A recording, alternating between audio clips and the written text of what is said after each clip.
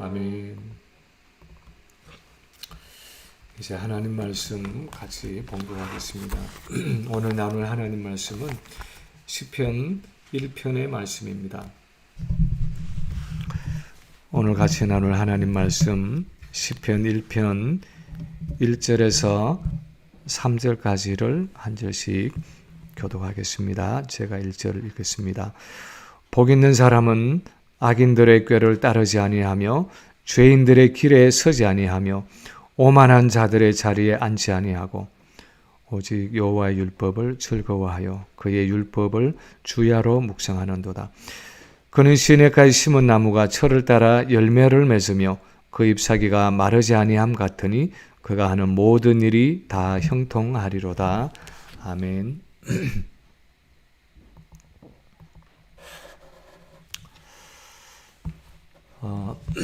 오늘 2021년 새해를 맞아서 신년 예배에 참여하신 모든 분들을 우리 주님의 이름으로 환영합니다.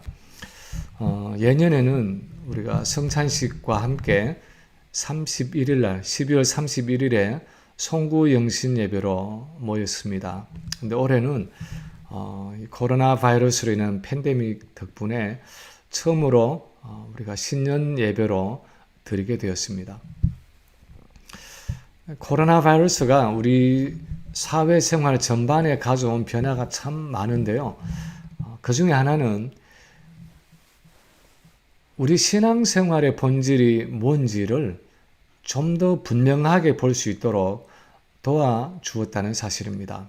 마치 여름에 아주 울창하게 나무잎으로 덮여 있고 또 가을에도 겹겹이 단풍으로 덮여 있던 나무가 이제 겨울이 되어서 그 잎이 다 떨어지고 나면 드디어 앙상한 가지가 보이면서 그 나무에 본래 생긴 모습이 드러나고 그 많은 나무잎들이 그동안 어디에 붙어 있었는지를 볼 수 있게 되는 것처럼 이 팬데믹 때문에 많은 교회 활동과 행사들이 다 멈추어지면서 정말 우리 신앙생활의 본질이 무엇인지를 좀 더 분명하게 볼 수 있는 기회가 된 것 같습니다.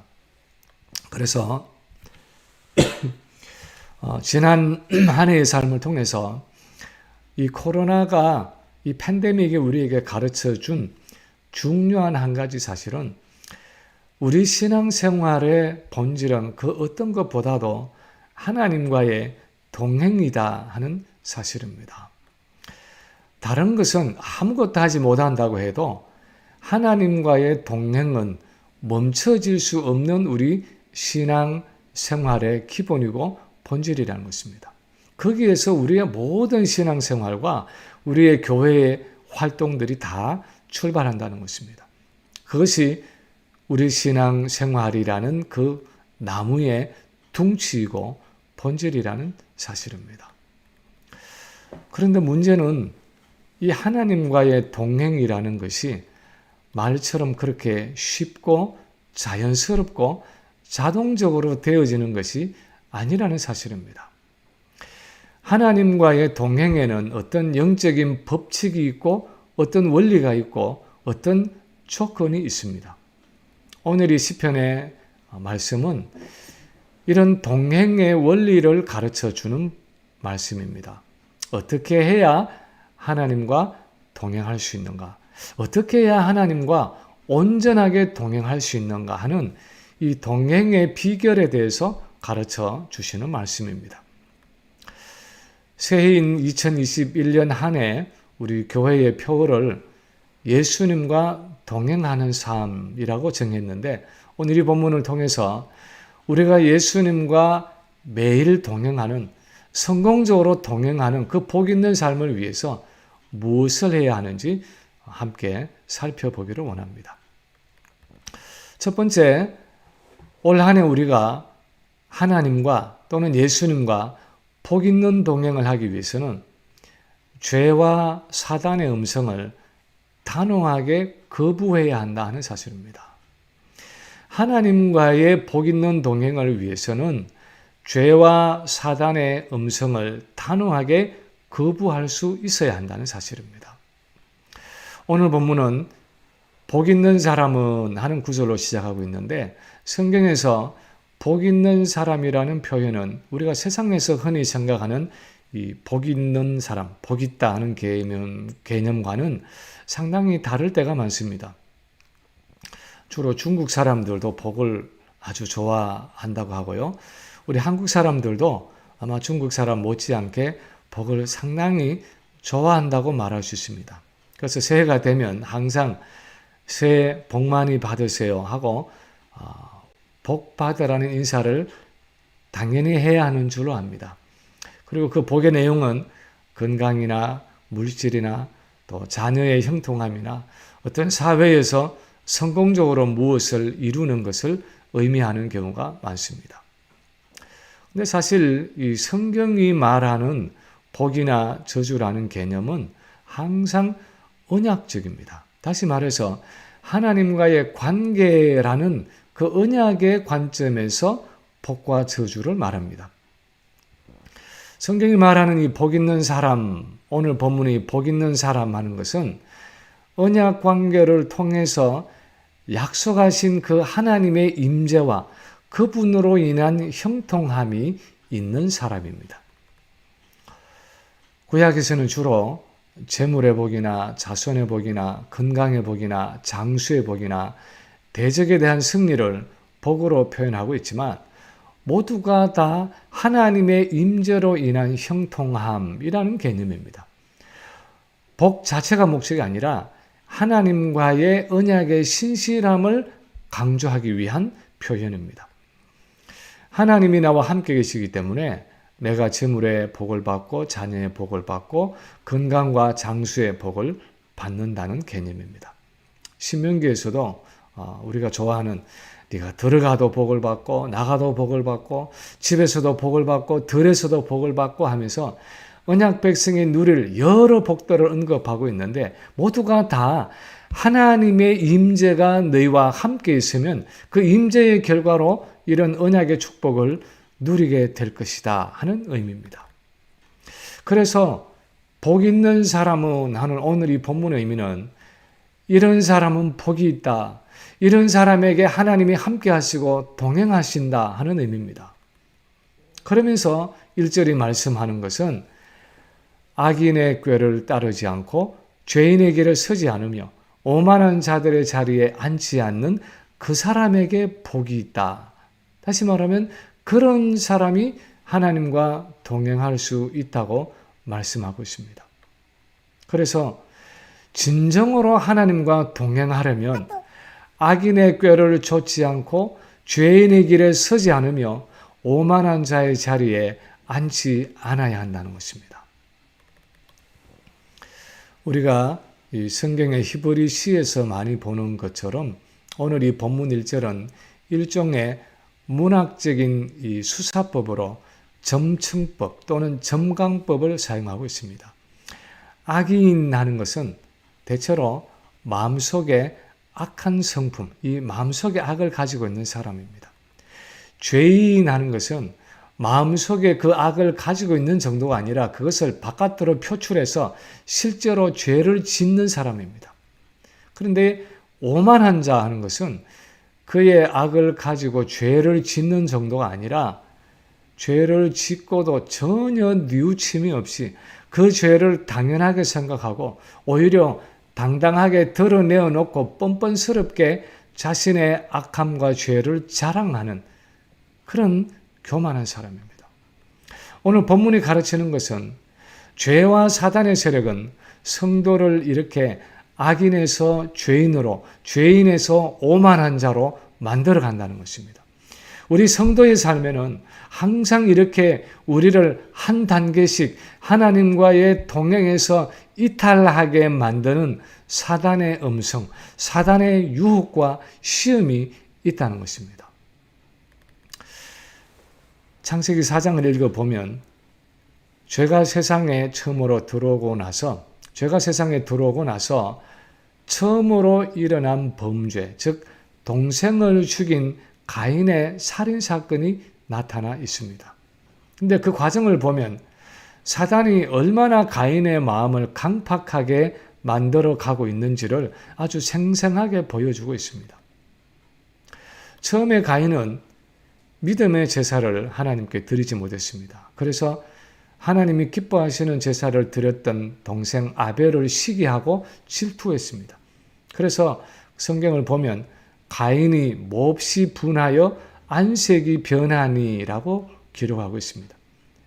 가인의 마음에 악함이 있어서 안색이 변했지만 얼굴 색깔이 달라졌지만 아직 범죄한 것은 아니었습니다. 그때 하나님이 가인의 악함을 아시고 경고하셨습니다. 네가 분하여 함은 어찌 됨이며 안색이 변함은 어찌 됨이냐. 네가 선을 행하지 아니하면 죄가 문에 엎드리느니라.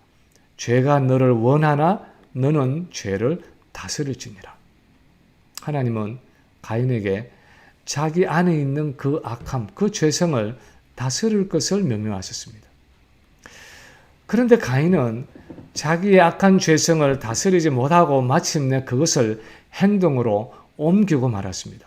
동생 아벨을 꿰어서 들에 나갔을 때 그 아우를 쳐서 죽였습니다. 범죄한 것입니다. 죄인의 길에 멈춰선 것입니다. 그런데 하나님은 이미 가인이 살인한 것을 아시고 아벨의 피가 땅에서 호소하는 것을 들으셨습니다. 그래도 이 범죄한 가인이 하나님께 회개하며 돌아오기를 원하시면서 가인에게 물으셨습니다. 내 아우 아벨이 어디 있느냐? 그런데도 가인은 아주 뻔뻔스럽게도 이렇게 대답합니다. 내가 알지 못하나이다. 내가 내 아우를 지키는 자니까. 그리고 하나님이 그에게 저주를 선포하시고 땅에서 유리하는 자가 될 것이라고 말씀하시자 내 죄벌이 지기가 너무 무겁다고 불평하고 있습니다. 회개의 기색은 고사하고 그런 저주와 형벌을 받는 것은 억울하다는 것입니다. 그야말로 오만함의 극치를 보이고 있습니다. 그런데 우리 매일의 삶에서 사단은 우리를 이런 사람으로 만들어 가려고 애를 쓰고 있다는 것입니다.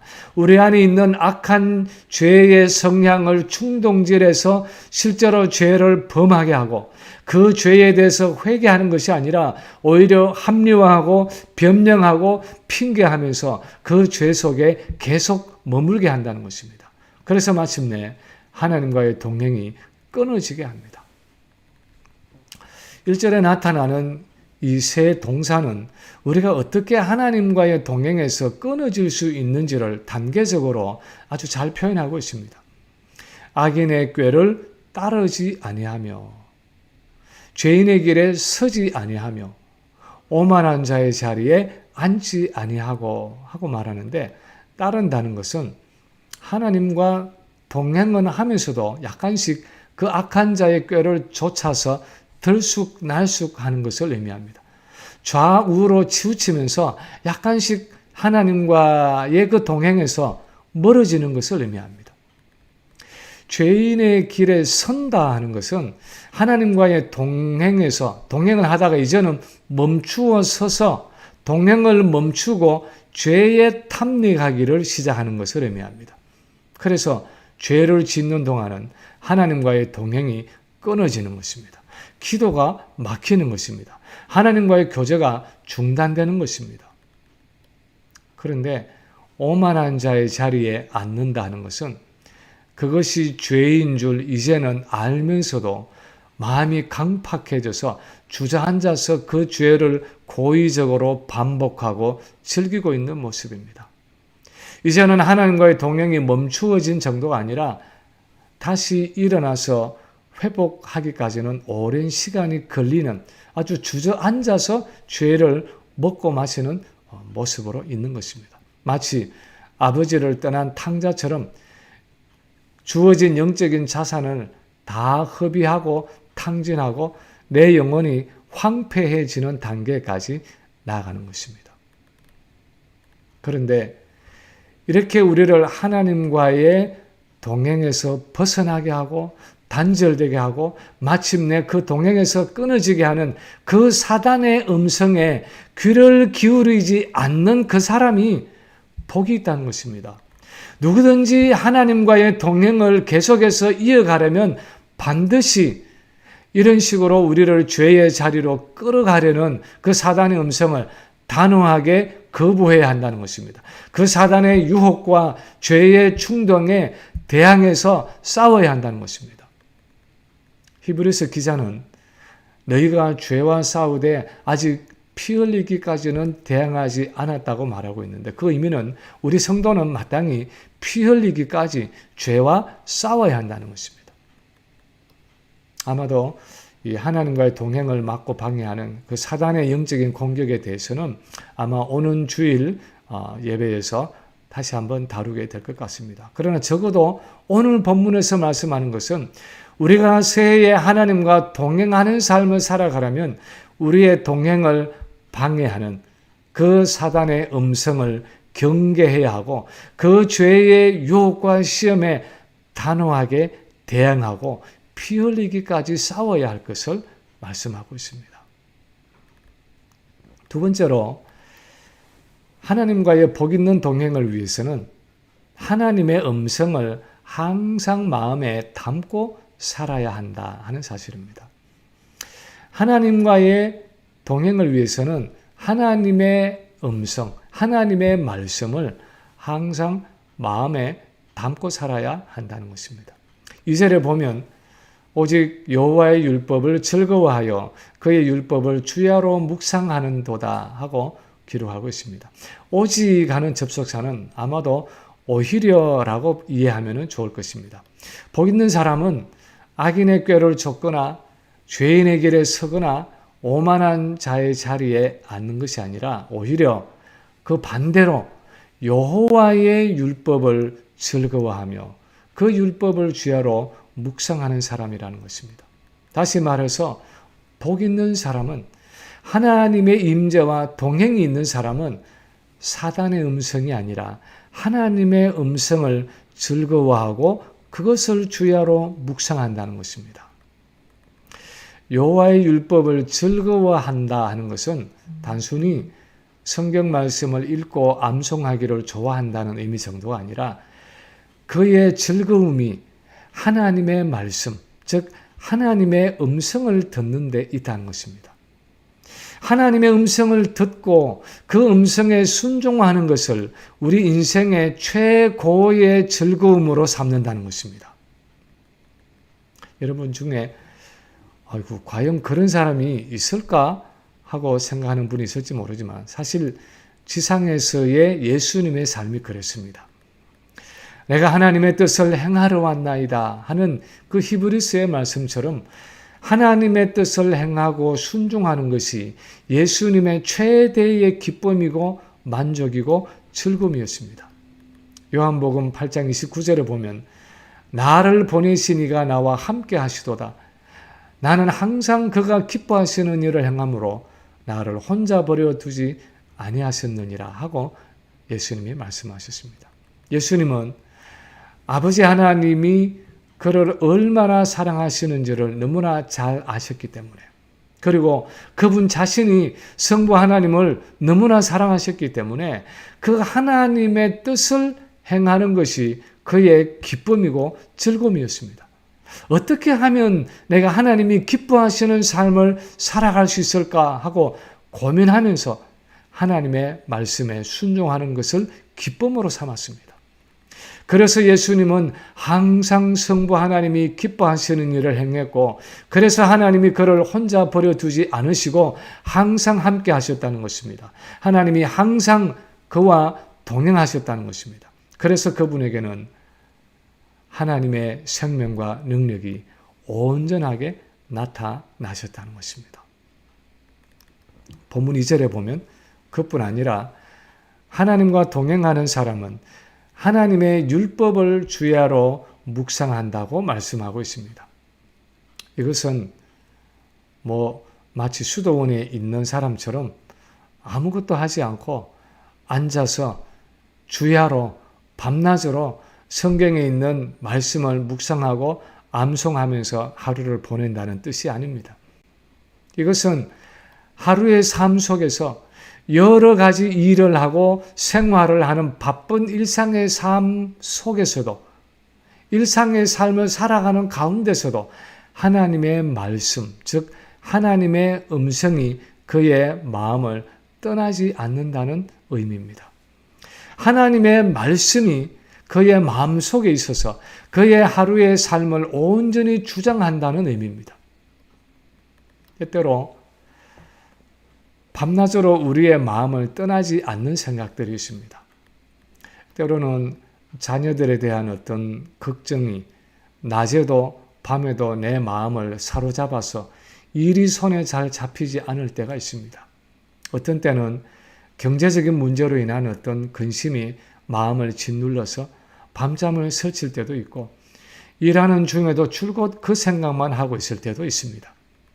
그런데 하나님과 동행하는 사람의 특징은 그 마음에 항상 하나님의 말씀이 거하고 있다는 것입니다. 그 마음 속에 항상 하나님의 음성이 있다는 것입니다. 예수님도 가끔 그런 표현을 쓰실 때가 있었습니다. 요한복음 15장 7절에 보면 너희가 내 안에 거하고 내 말이 너희 안에 거하면 무엇이든지 원하는 대로 구하라 하고 말씀하셨습니다. 원래는 너희가 내 안에 거하고 내가 너희 안에 거하면 하고 이제 표현을 해야 하는데, 내가라는 표현 대신에 내 말이 너희 안에 거하면 하고 말씀하고 있습니다. 다시 말하면 우리가 그분 안에 거하고 우리가 예수님 안에 거하고 예수님 자신이 우리 안에 거하실 때 나타나는 한 현상은 그분의 말씀이 우리 안에 거하셔서 그분의 음성이 내 마음에 들린다는 것입니다. 그래서 예수님이 인격적으로 내 마음을 다스리시고 인도하신다는 것입니다. 바울은 골로새서 3장 16절에서 우리 안에 거하시는 그리스도의 영인 성령의 충만한 임재를 그리스도의 말씀이 너희 속에 풍성히 거하여 하고 표현하고 있습니다.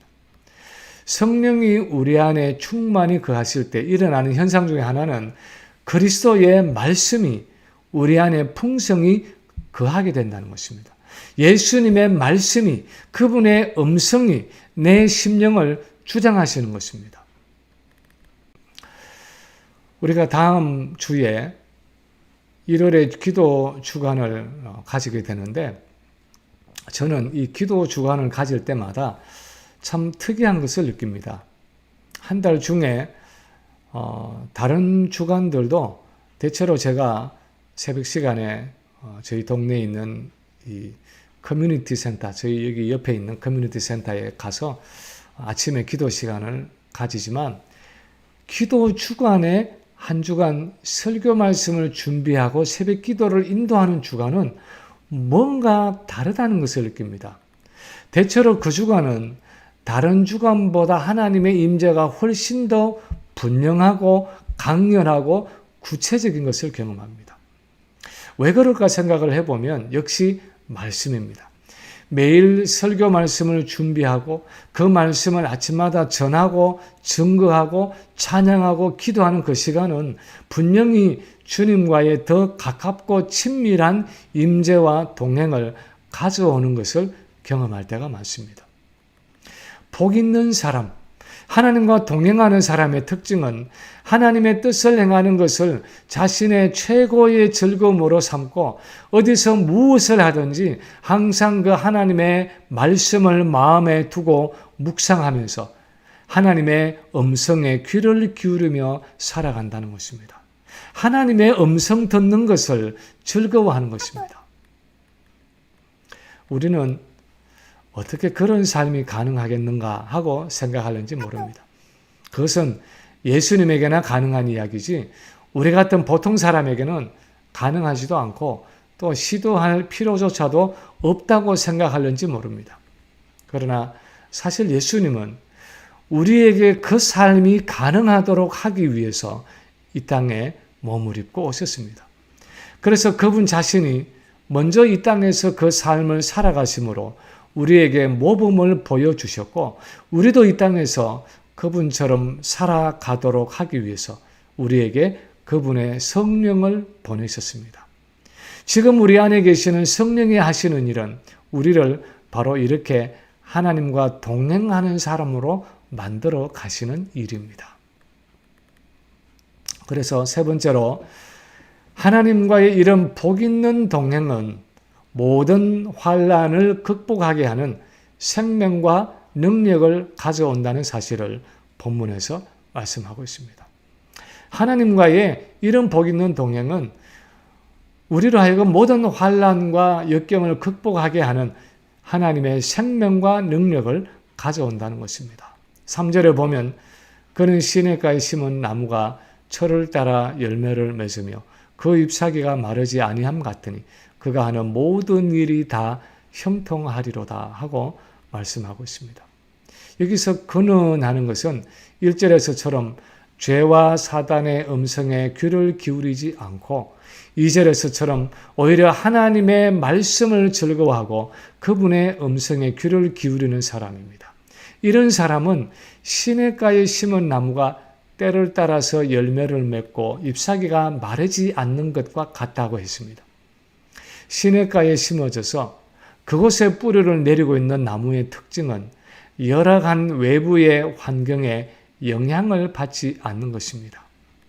바깥에는 가뭄이나 더위나 흉년이나 어떤 환난이나 역경이 있어도 여전히 잎사귀가 마르지 않고 계절을 따라서 맺어야 할 열매를 꾸준히 맺는다는 것입니다. 왜냐하면 그 나무는 물의 근원에 뿌리를 내리고 있고 그 근원에서 수분을 흡수해서 계속해서 생명력을 공급받고 있기 때문입니다.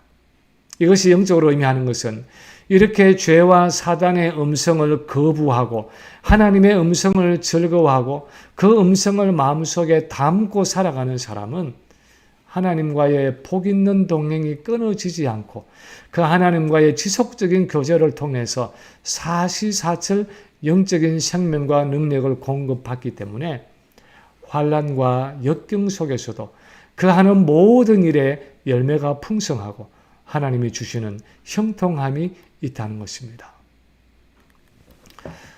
우리는 흔히 내가 이 매일의 삶을 살아가면서 자주 실족하는 것은 내 환경이 어렵기 때문이라고 생각합니다.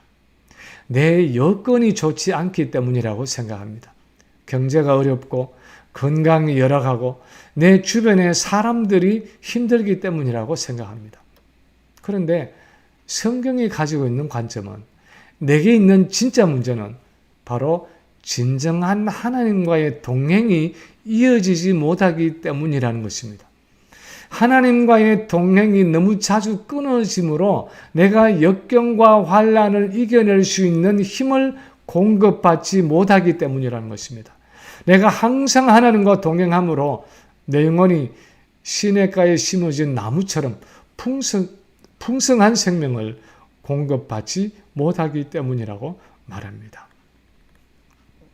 2021년 새해에 우리가 하나님께 간구할 복은 어떤 것입니까? 이 새해에 우리가 얻어 누려야 할 복은 과연 어떤 복입니까? 재물의 복입니까? 건강의 복입니까? 자녀의 복입니까? 장수의 복입니까? 어떤 복입니까? 그 무엇보다도 하나님과 동행하는 복입니다. 하나님과의 지속적인 동행을 통해서 그분의 생명과 능력을 풍성히 공급받는 복입니다. 하나님의 임재에서 흘러나오는 그분의 형통함을 누리는 복입니다. 그것을 위해서 우리는 악을 버려야 합니다. 죄를 멀리해야 합니다. 오만한 자의 자리를 두려워해야 합니다. 올해는 하나님의 음성을 듣는 것을 내 인생 최고의 즐거움으로 삼아야 합니다. 그분의 말씀을 항상 묵상함으로 내가 언제 무엇을 하든지 그분의 말씀이 내 마음을 주장하시게 해야 합니다. 주님의 음성이 항상 내 마음속에 들리도록 해야 합니다. 성경을 내 손에서 놓지 말아야 합니다. 기도를 쉬지 말아야 합니다. 내 마음을 겸손하게 낮추고 주님의 얼굴을 항상 사모하면서 그분과 가까이 동행해야 합니다. 죄는 어떤 모양으로든지 버리고 사단의 유혹과 시험에 실족하지 않도록 깨어서 기도해야 합니다. 그때 올 한 해도 우리가 성공적으로 하나님과 동행할 수 있을 것입니다. 2021년 새해를 맞으면서 여러 면에서 지난해보다 올 한 해는 더 좋은 환경이 찾아오기를 간절히 소원합니다. 그러나 설사 새해에 우리에게 더 나은 환경이 찾아오지 않는다고 해도 우리에게 반드시 필요한 것은 하나님과의 더 온전하고 친밀한 동행입니다. 다른 것은 다 잃어버린다고 해도 하나님과의 동행이 끊어지지 않고 계속해서 이어진다면 우리는 얼마든지 더 열악한 환경과 여건들을 넉넉히 이기고 극복할 수 있을 것입니다. 시냇가에 심어진 나무처럼 여전히 때를 따라서 풍성한 열매를 맺는 승리하는 삶을 살아갈 수 있을 것입니다. 바라기는 2021년 새해에 우리 모두가 다 하나님의 동행에 성공하는 복된 성도들이 되시기를 주님의 이름으로 간절히 축원합니다. 이 시간에 오늘 우리 나눈 말씀을 기억